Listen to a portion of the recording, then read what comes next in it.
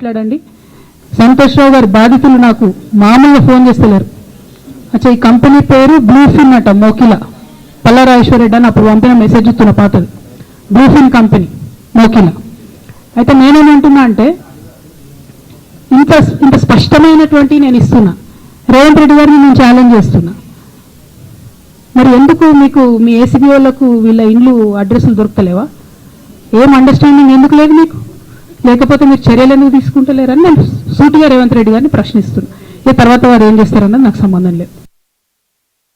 ఇతర కారణాల చేత అభివృద్ధిని అడ్డుకుంటే మనకు మనమే మరణ శాసనం రాసుకున్న వాళ్ళం అయితము. రాజకీయాలు వస్తూ ఉంటాయి, పోతూ ఉంటాయి, చూస్తూనే ఉంటారు కదా. ఒకప్పుడు ఏ పార్టీని బతకనియేమో, ఎవరు రాజకీయం కాదు కదా, నిద్రలో కూడా శాసనసభ్యులు అవుతామన్న ఆలోచన చెయ్యొద్దు అని ఆనాడు అక్రమ కేసులు పెట్టి ఎంతమందిని జైళ్ళకు పంపించారు. ఇవాళ వాళ్ళే తన్నుకొని చేస్తున్నారు. ఒకరు కడుపులో కత్తులు పెట్టుకొని కౌగిలించుకుంటున్నారు. ఎవరు అక్కర్లేదు, వాళ్ళే పొడుచుకుంటున్నారు. విపరీతమైన అవినీతి సొమ్ము వచ్చిన తర్వాత సొమ్ముల పంపకాలలో కుటుంబ పంచాయతీలు, ఇవాళ కుటుంబంలోనే ఒకరు సహించుకోలేని పరిస్థితి.